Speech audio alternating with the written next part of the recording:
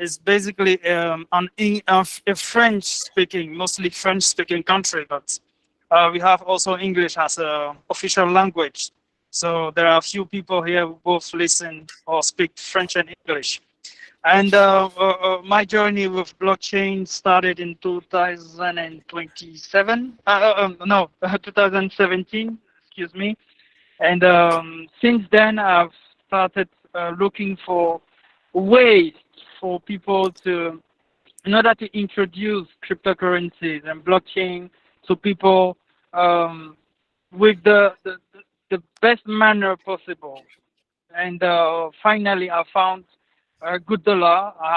I think for me is a really good way for people to kickstart their career or their experience. Yeah, I would say like their experience with cryptocurrencies and blockchain, because for environment like Africa, in which, and specifically for French-speaking countries, in which scams have been a lot promoted, even by governmental or government officials. Scam have been promoted. I found GoodDollar has an opportunity for people to really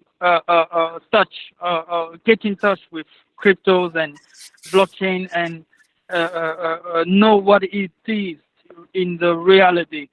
So that's how I found GoodDollar a great opportunity. And then I thought about how to make it an alternative currency, which can help people exchange goods and services using that type of currency. So that's me. That's what I expect to during this call. Nice. Let's let's each give a short intro. So I'll just give names to understand who is who here. It's 10 seconds each. Owosu?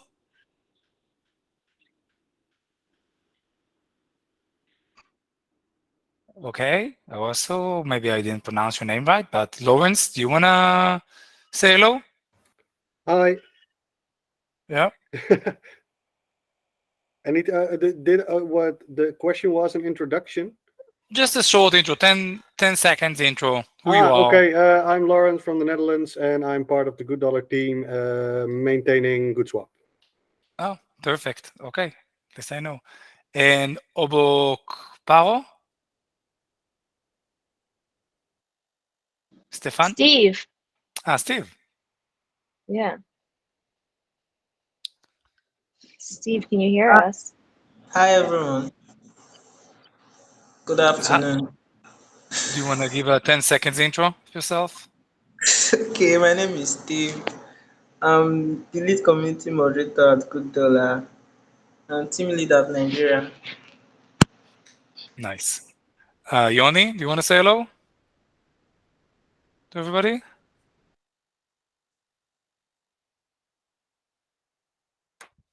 I guess Yoni is traveling with kids in Italy. So last Yoni for us. Okay, let's just start. I will make it more of an open discussion rather than a lecture by me. Just because I believe it's a better way of creating a shared knowledge about every subject actually, but especially about circular economies, because circular economy has many shapes and many ways. Let's start with, anyone has an idea why would we need a circular economy, and what's beneficial about circular economies? Start with that. Yes, I can say something if you don't mind. Well, Yes. my point about circular economy is that it can help, or it helps, how can I say it? Small groups of people or groups of people of community to exchange goods and services within their areas, which are produced within their areas, and to develop these communities. That's what I know about circular economy. Okay, so you're saying it can help people produce and flourish.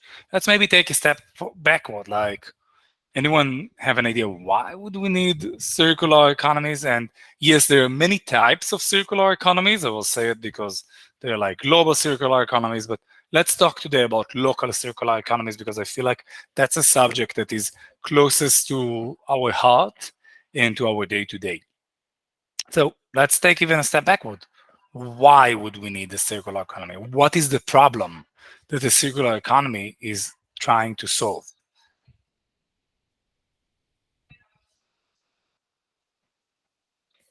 I think circular economy can take out some of the middlemen that extract value out of a community Okay, give or an out of an example. economy.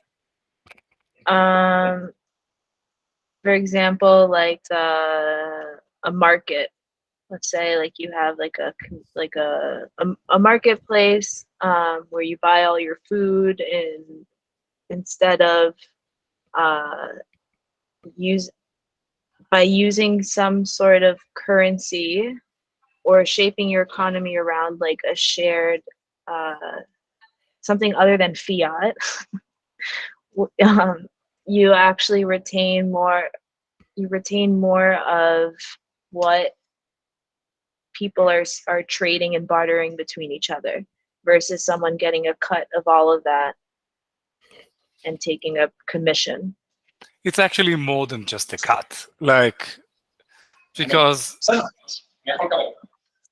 it's more than a cut that this person would be taking.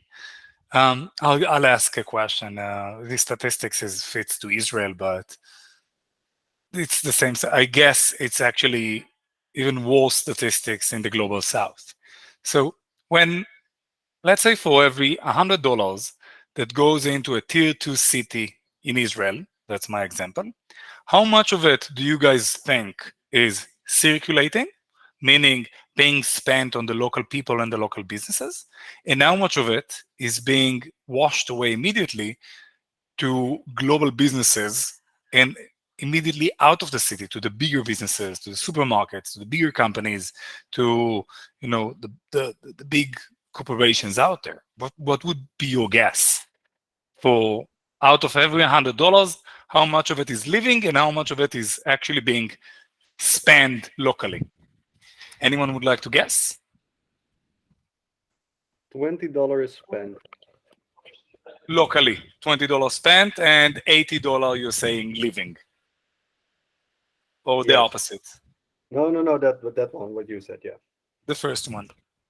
So actually, you're very close to being right. It's about 70% that is immediately leaving the economy, whichever it went into, and only 30% that being spent locally. Now, and this is the cut that you were talking about, Jess, right?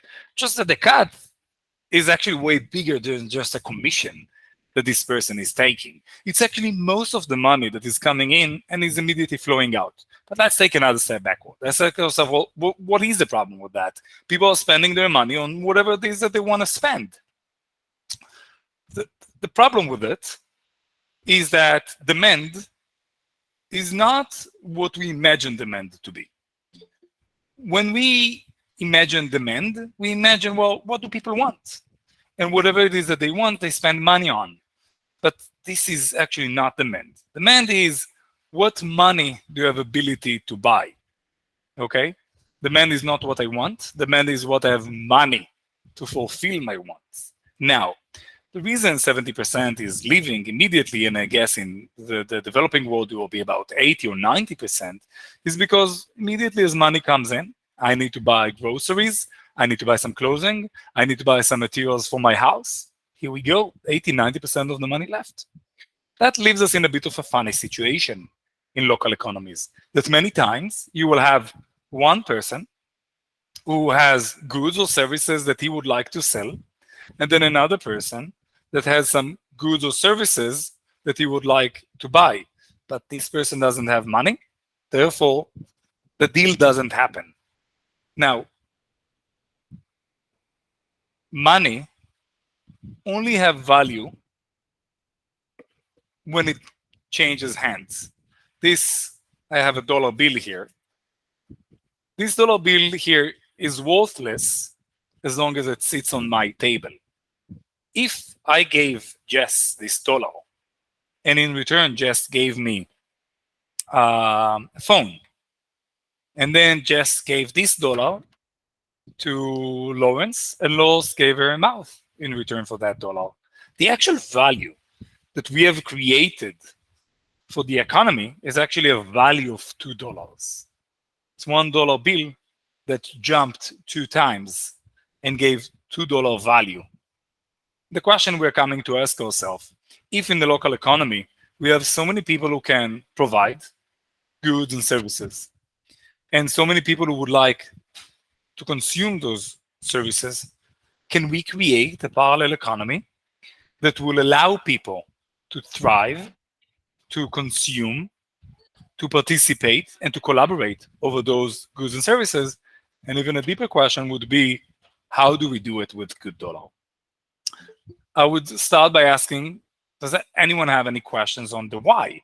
What, like, do people understand now what is the gap that we're trying to fill using circular economies, local circular economies?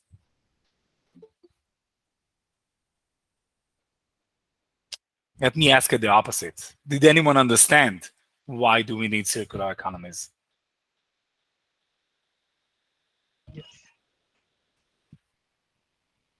I heard a very quiet yes. Yes, that was me. Okay. Okay. I have a question for you, Tomer. Yes. I think this is the main question. How do you start this? Okay. How do we start this? The main problem with the circular economy is that the circle can easily die. What does it mean? If only me and you, Andres, are in the circle, what are the odds that you supply exactly what I want? The odds are actually very low. In order for us to have a circular economy, we have a bit of a 0 to 1 problem. Okay? Now, why do we have a 0 to 1 problem? Because most of the odds that Andres is selling phones, but I already have a phone, and that I'm selling advisories, and Andres doesn't meet my advisories. Therefore, we can't create a circular economy. So in order for us to work, we need maybe Jess, because Jace wants a phone, and Jess can supply something else that I would want. The problem starts, and this is your question, Andres, is like, how do we start? Because our main problem would be, how do we get enough people to close a circle? And I will tell you that closing a circle once is actually not enough. This is why locality and network effect have a very strong value here. Because once you manage to jump from this 0 to 1, the 1 to 10 is actually very easy. It's the 0 to 1 that is actually the problem. Now, how do you start the 0 to 1? First of all, you need to choose a location. Choose a community, you know what, not a location, a community, because locality can be across, let's say we have a community of men across 10 different villages around me. We can have a community of parents only in this our small village. We can have a community of women and kids that is in 3 different villages, or the definition of a community can vary. But it's very important when we create this local economy that we choose our group, our definition group that is communicating and already has a pre-existing communication with each other. Now, after we chose this group, the important thing is we need to map and to convince as many people as possible to would like to participate. Okay, now, the idea is that the 0 to 1 has to be built before we can start. What does that mean? I would highly recommend, in order for something like that to happen, because let's think of Facebook, for an example of a network or for a community. If you ever come to Facebook and you will be the first user, it will be very boring. There's nothing for you to do there when you're the first user. If you're the second user, it's still not that interesting because most of the odds that you guys have nothing to talk about. But if that person is your friend and the third person is also your friend, then it has value to it. Therefore, in order for us to start an economy, we need to find a group. After we defined our, let's say, we defined I live in a place, in a village called Katsir. In Katsir, we have about 2,000 people. In order for me to start, I would actually start by trying to find as many people as possible who are interested to start a local economy together. Only after I found a certain threshold, let's say 20 local businesses, 20 local people, maybe 50. Only after I found them, I found my local threshold, and we need to define that threshold, I would start by asking them each one, what can they offer and what do they want? Then I would ask them actually if they're willing to give some kind of a discount for in the usability of our own currency in order to kickstart this local economy. Then you have a list of 50, 20, 30. You define your own businesses, your own economy. Once you have them on a list, then you can start a group. I would highly recommend, after you have this list of people and only after you pass this certain threshold, to be uniting them in a group. Now, this group would be defined not by the amount of people in the group, but by the amount of connections that will be generated in the group. A group with 200 people, where only 3 people have agreed to participate, is worthless because there's only 3 connections, and for those 3 connections to be created, they need to find their way inside those 200 people. A group of 10 people who all agreed to participate can create above 100 new connections. Okay? Now, what do we expect that will happen? As we talked about, the way our economy today is shaped is looked in the following way. Person earns money, brings it into the community, and immediately takes about 80% of it and takes it out of the community. What we want to create is a world where money is coming into the community, circulating, let's say, 3, 4, 5, 10 times, and only then it leaves the community.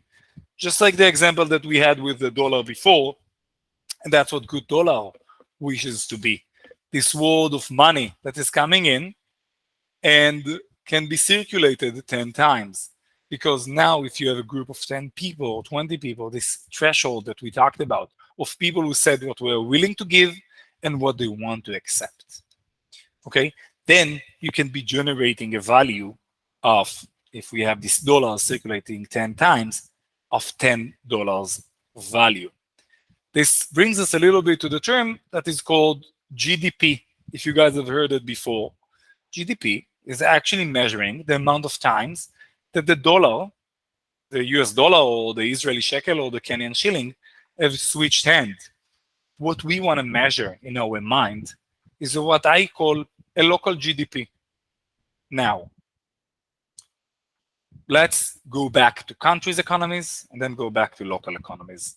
Why is one country's economy stronger than another economy? Country's economy is stronger when this country is manufacturing a lot and exporting a lot. When it's a manufactural community, this country. The country is weak when it can only live being dependent on external economy, and it consume and import more than it produce externally. Now, our wish with this creating a circular economy is to become a manufacturing community that is creating and exporting more than importing into our economies. Let's play a game. Let's each imagine its own community. Whatever it is, my personal community, that is my community, I would say, and I know it's an example, but it's about fathers that work in tech. No, not only working in tech. Fathers in Katzil would be my type of community. That's the community I'm feeling comfortable with at the moment. And I have few people that comes up to my mind. I have one who is a professional barbecue maker. He's actually like giving courses on how to do it. I have a musician that will be able to participate. And I have myself who can give lessons about blockchain.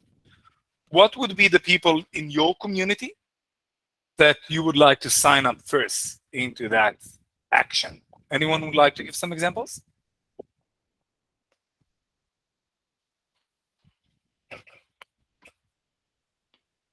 Can you come again, please, Tomer?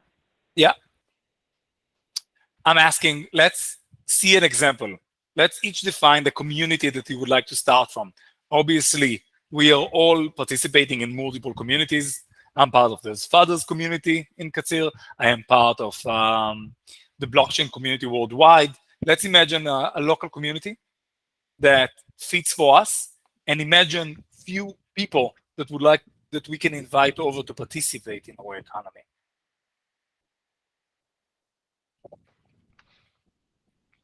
Well, to be honest, there are quite a lot of communities in a society. So you could choose anyone. I mean, you can, like you mentioned before, you can choose the men's society, the women's society, the children's society, the store society, the car society. There are plenty. There are plenty. And that's why actually choosing the community that you want to work in is that crucial.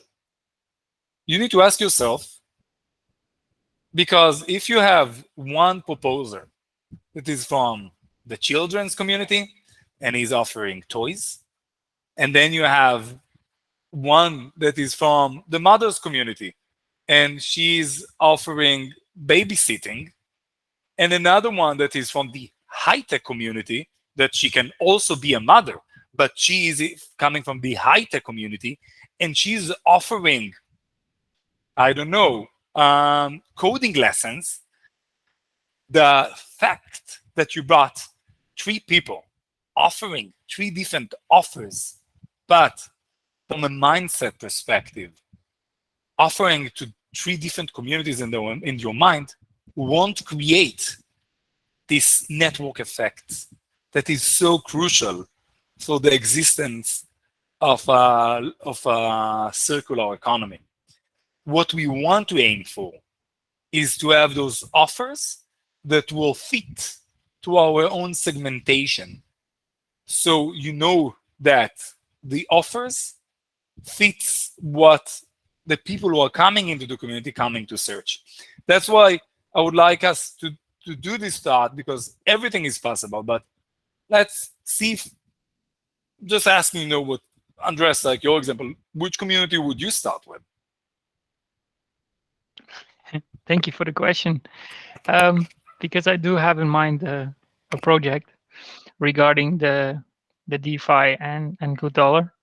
But I would start with a community that is let's not say depressed, but that has lost his sense of being a community.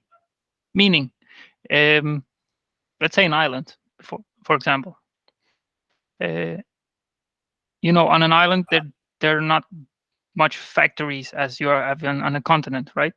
So a lot of people, they work actually for each other, meaning they work the land, they work in the stores, the services, the local services. Okay. So to reunite them, this would be a nice start, I think. Okay, but I'm actually looking for more like examples from your own life, not like a general, imaginary ones.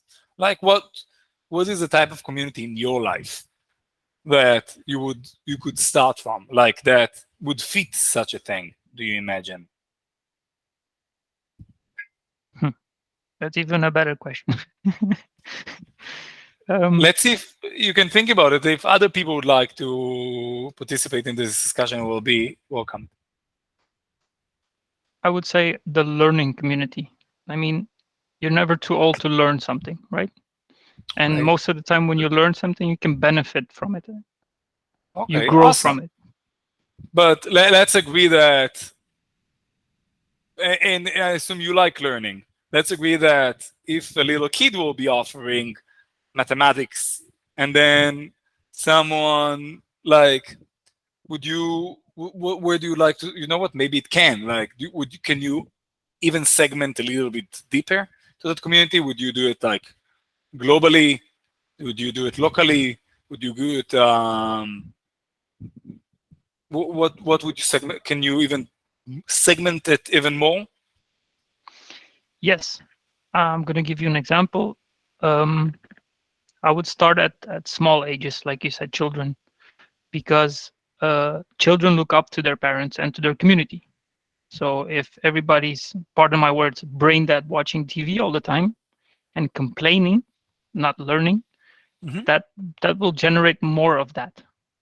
Yep, I definitely agree.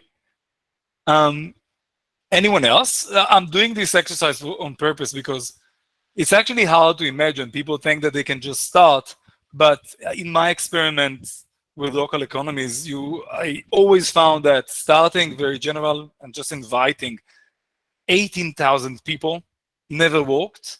It's only when you manage to create a core of people that are answering the same segment of community is when local economies started emerging in that sense. And after we do this exercise, we'll go into how to do it with GoodDollar, with the amount of value that is coming in and how can we increase it. Anyone else would like to give an example of a segment of a community? For example, here used to work with women. They produce like how do you say it? Some art objects. I don't know how to say it properly in English, but Artisans. yeah, artisans. Yeah, we work like with women who are artisans, and yes, they produce a lot of things, and they. I also work with some students. So these are the kind of people I would like to how do you say to get together in order to create a kind of circular economy. Okay, so and that would be an interesting use case, right? Like you take the 10 or 20 of them. What do you want? What can you offer? And then starting from there. Now, No, I know. For example, if you allow me to continue, I know. For example, the students here in Cameroon, because I know it's very different in your different countries, but students here in Cameroon, for example, they need a lot of internet data access to internet. They need it. It's a crucial need here. Another crucial need here for students, for example, is how to copy and print documents that their teachers have given them. It's a need. So I was thinking, is it possible to go from these needs that I have identified in order to create something? Do I have someone or something, or a small business who can offer these solutions or these to the students? How can I create a circular economy using the needs and the solutions that someone can provide to them? so this is a good question asked. This is what we call an anchor business. Many times, in order to kickstart such a local economy, we will be looking for an anchor business that is willing to accept the local currency, in our case, GoodDollar, Because once you have one anchor business that you know that most of the people are interested in that anchor business, most of the people will be willing to accept this currency because they know they can always spend it on the anchor business. And many times this anchor business is a crucial step to our circular economy. So in your case, you said it's printing that you wanted to do.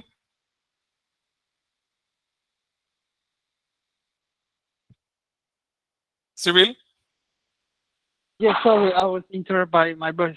What did you say? Sorry. It's all good. I asked, was the business that you talked about was printing? Yes, printing and offering internet access to the students. I even mentioned it in one of the discourse you raised once. Yes. So in that case, an anchor business, a place where you know you can always spend your good dollars on or your local currency on, would become a great Kickstarter into the local economy. Now, what do we afraid of when we have an anchor business? We're afraid the anchor business will become money goes into the community, goes immediately out to the anchor business. What we want to create is to create a situation where money goes into the community, people can circulate it as many times as possible, and only then it goes out to the anchor business. Now, something to understand about what is crucial. How do we imagine circular economies and how actual circular economies happen? We imagine circular economies to be like money going in a circle, right? Like that. But this is actually not the case. Money actually needs to come in, circulate, and go out. It's very important for the existence of the local economy that people would have ways to buy the local currency, the currency that we want to create an economy with, and ways to sell the currency that we want to create the local economy with. So let's go over the steps that we did. We did a segmentation. We moved to what do people want to give and what do people want to get. Now we need to move into how does money come into the system and how can money leave the system. Okay? A good example of that would be this anchor business that will be a good way of money leaving the system. But when you create this local economy, it's very important you also give people access to bringing people money into the system. Usually, a community manager will need to be the intermediate to help people if they want to buy more GoodDollar so they can spend it locally. Now, the more money community will buy, the more people will offer businesses, the more times it will circulate, the richer the local community will become. Questions about that? Jess, Pat, please participate in questions as well because you can tell me when I'm not very clear. I actually had a scenario that I wanted to run. I'm trying I to knew I could think of trust on one. you. Well, no, don't be so sure that you can trust on me because it can be a terrible idea. But I was thinking of, a segment in my life. And you know that I'm moving to the beautiful remote place in Bahia. And the problem there is that they have to buy food, so produce like tomatoes from a different state. A different state in Brazil is like 1,000 kilometers away. So we have all of these restaurants that are theoretically high quality, but the produce isn't that good because it travels so much, etc. So I was thinking, it's a state that has a lot of land and it's highly unequal. So while a restaurant owner is making tons of money selling good quality food with a low quality produce, there are people that are working for them that is making very little money. So what I thought was a way that we could maybe build a circular economy would be if there was a community garden that could supply the resources, the food to this local high quality restaurants.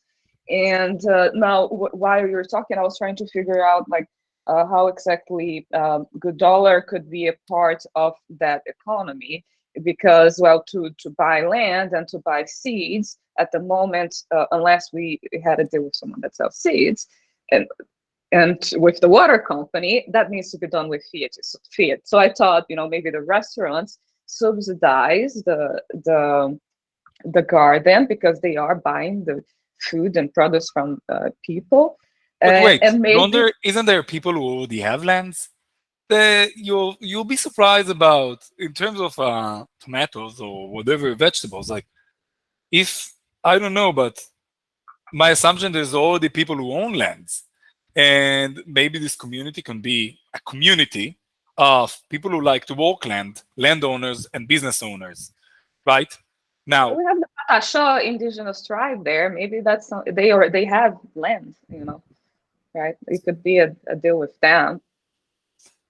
and Now, the, I guess the hardest question to solve is actually figuring out how GoodDollar can exist in all of these transactions, right? because the way GoodDollar can exist in all of those transactions would be, first of all, the fact that if everybody in your community, so the problem with the community, as we said before, that there is no money today to circulate. The vision of GoodDollar would say that if everybody in your community are claiming GoodDollar on a daily basis, here we go, we have an initial inflow of money into that community. Now, that's where the segmentation is very crucial. Before, we had random people all over the earth claiming GoodDollar, but now we have only in your village, only people who are working restaurants, landowners, and people who want to grow food, all of them claiming GoodDollar on a daily basis. Now, the amount of GoodDollar for one person is not very significant. But if everybody are claiming GoodDollar in that community, it's actually becoming, I won't say significant, but some money flow that can rise the tide for everybody in this community slowly. This is one aspect of it. Second aspect of it, and I think this is something that is actually for the benefits, and I try to put it.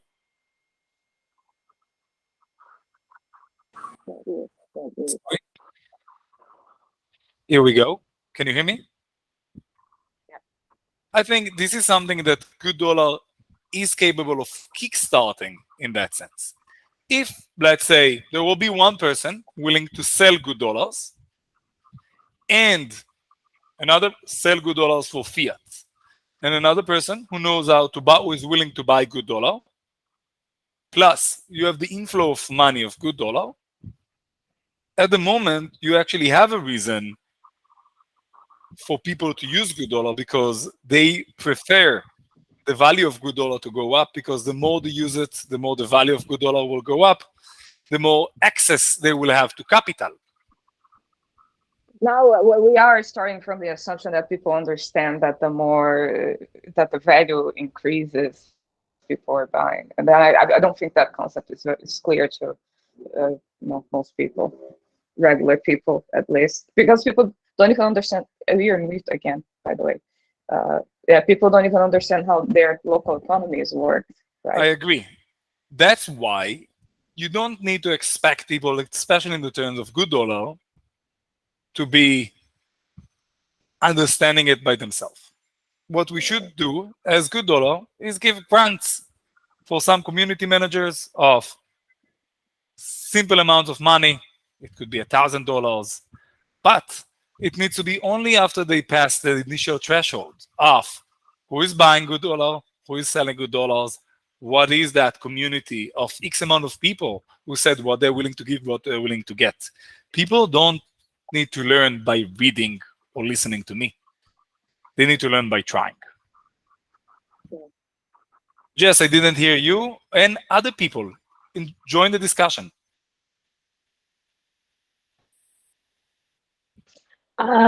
Yeah, I think there are a lot of examples that I've heard through like my conversations with different community members, but also like my own experiences when I was in South America earlier this year, and I see like money the way that we know it doesn't function, or it doesn't, like in a country like Bolivia that suffers from crazy amounts of inflation and corruption. Like you go to the market with a dollar bill and it doesn't help you buy anything. Yet you have a phone, you have GoodDollar. I mean, everyone there can download GoodDollar and could send it to and from wallets and use this as a means of exchange. But it's really, I'm wondering, like, what are the things that you need to kickstart that with the community besides just the person besides your local market makers, to make it actually sustainable? Because there's always, I see these ideas coming up in different communities, but how do you, okay, let's say you've identified your community, you've identified the sort of like economic activity or trade or whatever it is, but how do you then sustain that and grow that? Because eventually it's going to have, like the tomato example that Pat shared, in my understanding of circular economies, eventually that economy has to grow beyond just tomatoes, right? Yes. Yes. But that's why it's crucial to have all the players in your community. Because in order for you to have the tomatoes, then you need to have the people who are willing to work the land accept GoodDollar. And you need to have the landowner being willing to accept GoodDollar. You need to have a segment that is willing, cross-segment, to be accepting GoodDollar. Yeah. And this usually comes from from like the provider level or the merchant level, not It's actually just coming. the consumer level. It's coming. It depends. It comes from a community facilitator in that sense. Like when I did it with local businesses in Jerusalem back then, I was actually surprised by how many businesses were willing to accept local currencies once you presented them the network effect. The first business was really hard to convince. But once you already tell him, well, don't worry, because once you get this money, you can go here and here and here and here with it, and we'll start this game in 2 weeks. That's when people are willing to play the game. What's more important than on-ramp, off-ramp? It's as important. If you don't have it, like you need to, before you kickstart the economy, you need to make sure you have the people, the off-ramp and on-ramp. Like you need to have everything in place and then kickstart it. Because if you have this, it's like starting any marketplace. Supply is king. Always was and always will be. Demand will come, okay? And it's very easy to onboard demanders. Everybody wants to spend money. That's easy. What? I got free money? I get to spend it? That's easy. Supply is king. That's why before you bring people who are willing to buy, put a lot of effort on people who are willing to sell. Once you have enough people who are willing to sell, and this is the hard part, and you have the offboarding and the onboarding, only then you can start bringing in the demand. Supply is king in every marketplace that you'll ever build. It's a really good point. Does anyone else on this call want to share experiences or questions? Yeah, Audio Library raised their hands, but I don't see them and he here left. anymore. I'm also not sure while we wait for someone to say something, Tomer, so do you think then, so on my example, sorry that I'm on talking about this, do you think then that I could go to the marketplace then and offer to buy good dollars from people, and maybe in the marketplace place too, I could offer grants for people that want to start circular economy within the city or region that I am moving to, as a way to like to try to kickstart something and be like the supportive, instead of like me trying myself to do everything. I could like offer my support, my knowledge by helping them turn helping them solve their first question, which is usually what's the value of this and how can I get out of it, but also showing them how they can make more by proposing that I'll support with a grant or whatever they want to do and information. My recommendation with working with other communities, you always need to find a leader within the community that you want to work with. It's very easy for us to imagine other communities, but not our own communities. So if you want to work with other communities, it's great. But you can never impose yourself as a mover inside the new community. Always find an ally within the community, within the community businesses that want to be an internal leader. I'm sorry about the very bad example that I'm going to give now. But when you sell products to companies in B2B, it's easy to think that you're selling to a corporation, but not. You're always selling to one person who will become your ally, and he will be selling that internally to the corporation. The same goes for communities. If you want to work with a community of kids, find a kid to address as example that is your ally. If you want to work in Syria, you had the example of like the community of women that you wanted to work with. You have to find a woman from that community that is your ally. You cannot be a leader of a community that is not your community. Makes sense. Thank you. Oh, there it is. Audio library. You wanted to speak. You raise your hand, right? You want to speak?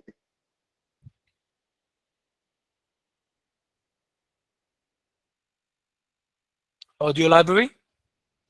Wanted to say something?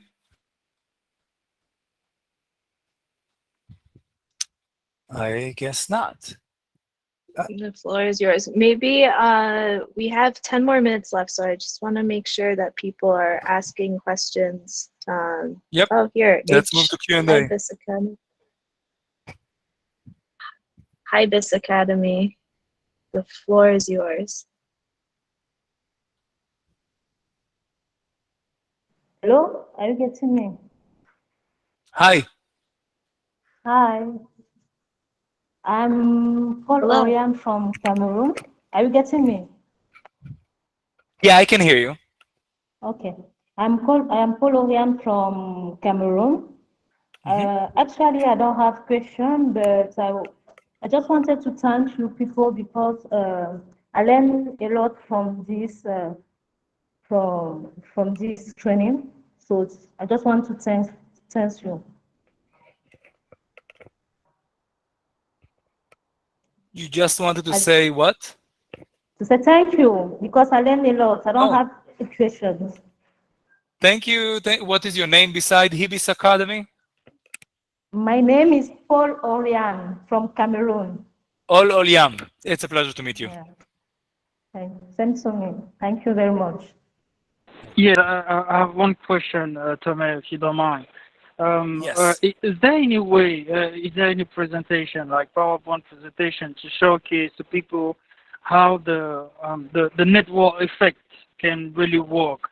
I would like to have something like that to showcase the network effect. I actually don't have anything like that.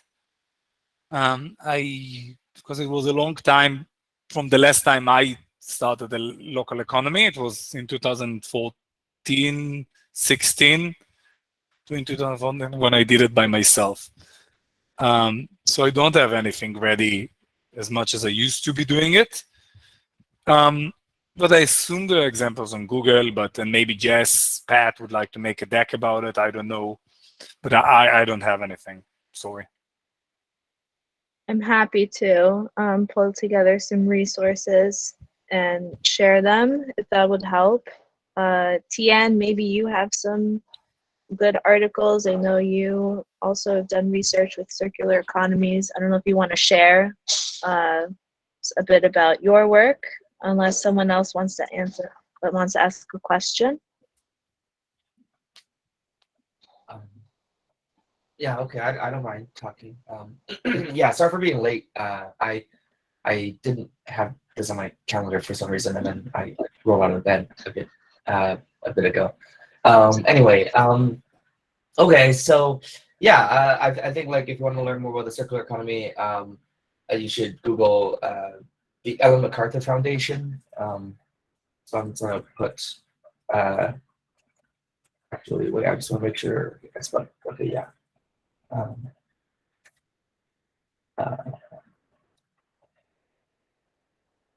And there's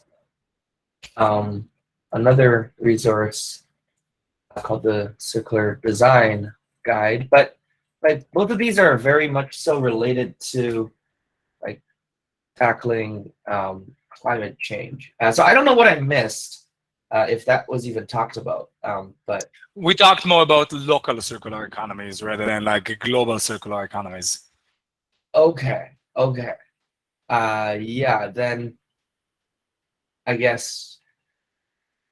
Well, I'm more, I guess, knowledgeable about the global side of things. So, yeah. So those are the only two resources that I am I'm very familiar with, and I am also trying to work build my own like DAO all about circular circular economies. Yes. But like it is more geared towards tackling climate change. Now, mind you, like, I mean, and we got accepted into the Cello pre-camp recently, which is like their selection process, and it might pivot. Yeah. Nice. Yeah. Thank you. You're going to be in the Cello camp, the Well, close one? no. Maybe. Like we're in their selection process. So if we get accepted, then we get accepted. But there's no guarantee that we'll get accepted right now. Okay. Yeah. Nice. Very nice. Yes. Okay. Jess, let's talk about like, you know what I'll talk about. Sorry that pushed you into that. If anyone is looking into creating a local economy on a village level and wants my personal like guidance on that, I'm happy to take like 2-3 people who wants to take it. I can gather some resources to, let's say, start a local small business in a few hundreds of dollars that we can sponsor. And happy to do it. We can start a small group of like me and like 3 other people who are interested. If you're interested, reach out to me on Telegram and we'll do it together. And we'll do a little like, we'll start a little like, we will get us some money to start a small business to be an anchor business. We will do it like as a shared thing, starting the local economy. So let me know. I can, sorry that I'm taking only, like I can take only 3 people. My time is limited. But I'm happy to do that. I think it's a great idea, and I'm wondering if we should follow up on the discourse post that you started about the local business using GoodDollars, because I know it got some traction, and maybe that's a good way to post this and to get that group. Yeah, like we can do it from there. Like And if we won't get the DAO, we can make the vote the DAO to give the money for the small businesses. Otherwise, we can make it a donation for my business. I can make the donation for the first businesses. That would be great. Well, I would like to try it anyway. The exact project I submitted to you previously, I would love to try it with students. Okay, I'm happy to do that. Jess, if you want to take it to the Discord first, happy to. Whatever it is, right? And we can let's do that. Like, Jess, let's talk about specifics. Like, how do we get it that we have the right group in the next week? Like, when I come back from Greece, we have the right people in hand. Do you want to get to the DAO? Do you want to just choose people? I'd rather not just choose people. I'd rather make this more of a community effort and let the community choose. I think probably the best way is to go through the discourse. I'll publish this in the ambassador chat. We can cap this at, I don't know how many, 3 ambassadors? 3. 3. I can publish this. I can reply to your post in the discourse and say we're doing a special working group to kickstart these local businesses using GoodDollars. We're looking to work with 3 local GoodDollar ambassadors. If you have already submitted a proposal, or if not, you have until, I don't know, Thursday. And then whichever ones have like the top votes or the top likes get in the group. I don't know. I'm thinking out loud. Okay, but yeah. I do want to make this transparent and open. Yeah. That's okay. Top likes. I'm fun with that. Let's make it. I'm going to Greece, coming back only the beginning of, not next week, the week after. So let's cap it by the end of August. The voting, September 1st, we start. Cool. Sounds good. Sounds really good. Okay. Great. Does everybody wait? Boy, does everybody want to say hello to my daughter? I'll give me a father for a second. Boy, Shushu. Of course. Of course, everybody wants to. Yes. Yeah. Hello. Hi. Hello, everybody. Hello. Thank you for Hi. How are participating. you? Thank you for having us. Thank you, everybody. What circular economy concept is she Thank applying? you. It's eating, pooping, eating, pooping, eating, pooping. Sleeping, eating. Sleeping, eating, pooping. Yeah, that's circular. Very circular. Circular around. Okay. Thank you, everybody. It was a pleasure. Thank you, Tomer. Thank you. Thank you. Bye-bye. Bye. Bye. Thank you. Bye, everyone. Bye, Bye. Jessica. Bye. Well, Oh, it's already over.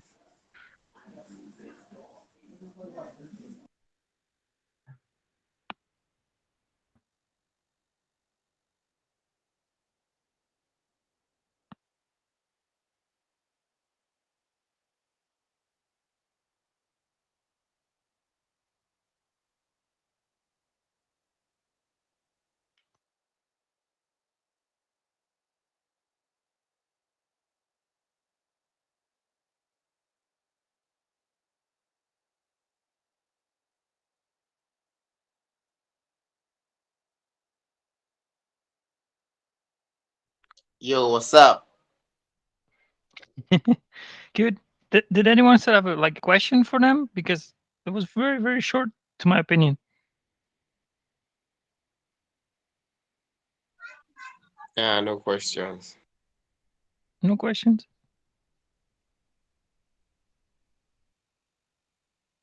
Harrison, maybe you?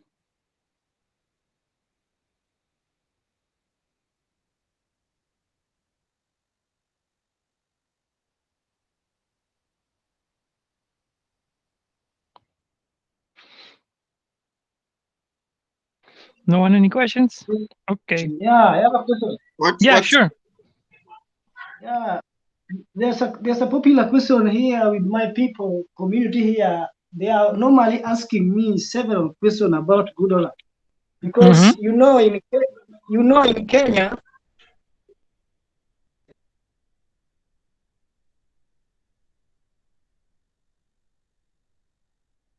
Hello.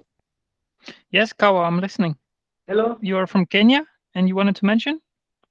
Hello. Yeah. What I want to put across,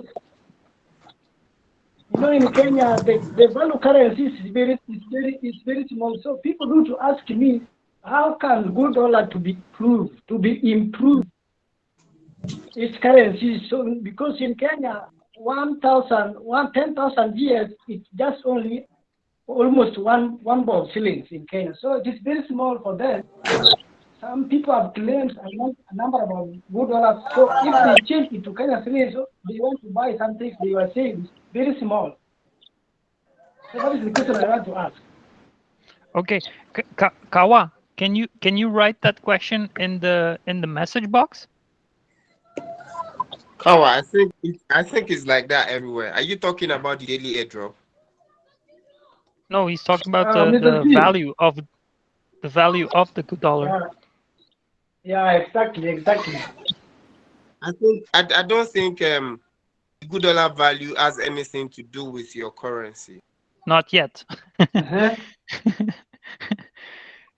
So whatever it is, you if you convert good dollar to your currency, that is I think it's Kenya shillings, right? If you convert it to your currency, it is the same amount that you will get if you are converting good dollar to other currencies. Just that it might be a little bit, just a little slight differences. Like the same way a dollar.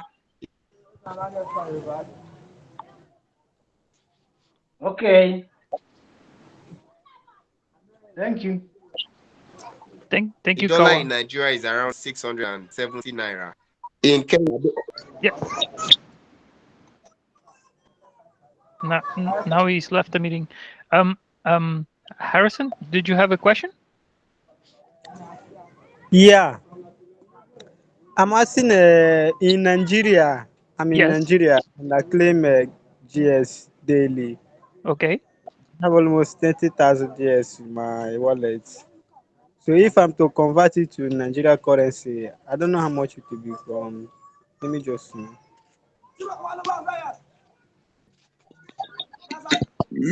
Hi, OOC. You joined back. That's good. yeah, I was actually saying something. I got cut off. Is Kawa still online? Yes, he is. Yeah, I was just trying to explain to him that it is not actually. It has nothing to do with the value of his currency. So the same way other countries might be like it is they get small amounts when they convert a particular portion of good dollar. That is the same way it will be in his currency. Kawa, can you hear me? Yeah, I'm getting you, my friend. So like I said, a dollar in Nigeria is 670. So if you convert a dollar worth of good dollar to naira, Okay. I will get I would also get 670 naira, but probably because of charges, I might get a little bit lesser, probably 640, 650 or thereabout. But it is going to be within that range, 650, 670. Do you understand what I'm saying? That is a dollar worth of good dollar if I'm converting it to my currency. The same if you are also converting $1 to Kenya shillings, the same amount you will get is the same amount you get when you are converting if you are converting a good dollar that worth $1. Do you understand? Okay. You would also get Yeah. the same amount, so it has nothing to do with your currency or good dollar itself. One good dollar worth of whatever 100 good dollar worth in dollar, that is the amount you convert into Kenya shillings. That is what you get. That is what people in other countries are also going to get. So just because of transfer charges and all, there might be a slight difference in it. If that answers your question. Okay. And good dollar is not pegged to a dollar. I hope you know that. That Yes. that that's So correct. one good dollar does not worth a dollar. No, Mhm. no, not yet.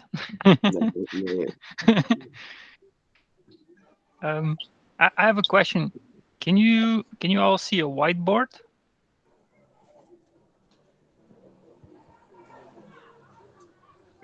no, are Or you or sharing your screen? oh no, wait. Let me ask you. Are you guys connected to a laptop or by phone?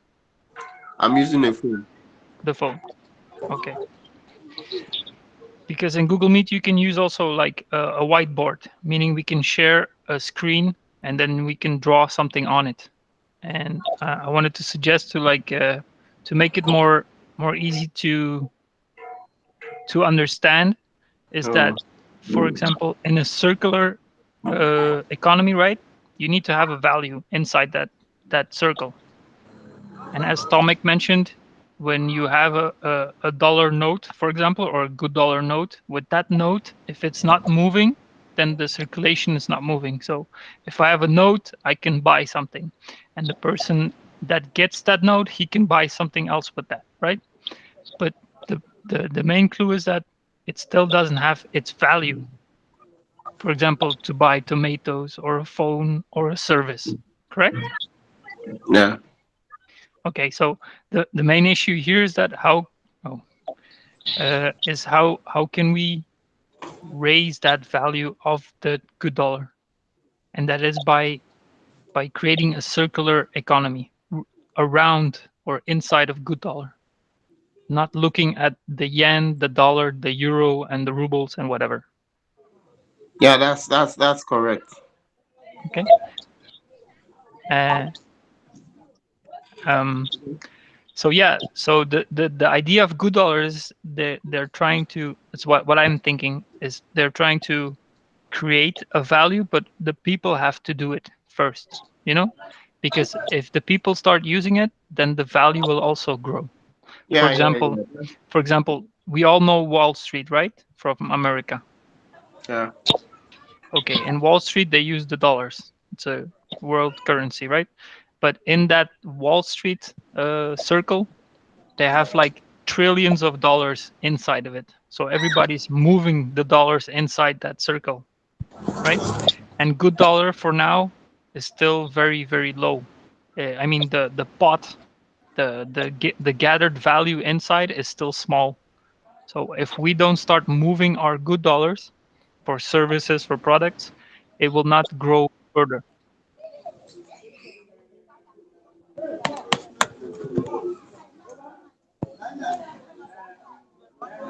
But um,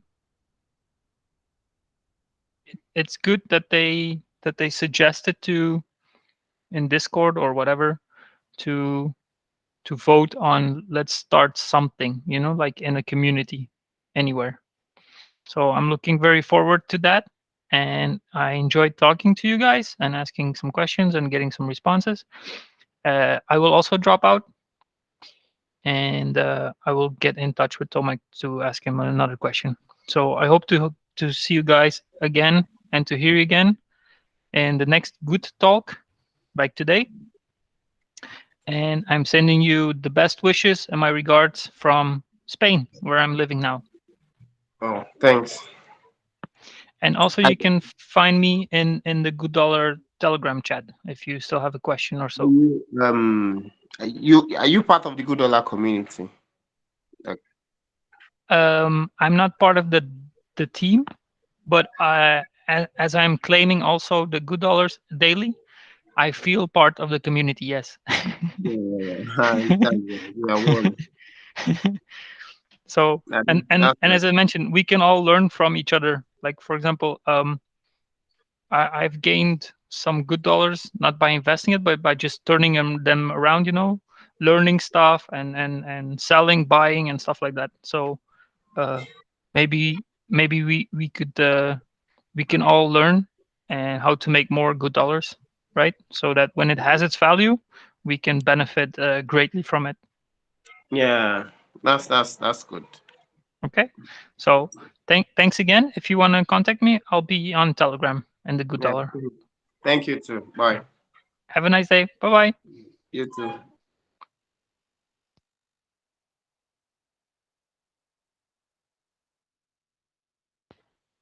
Bye, Harrison.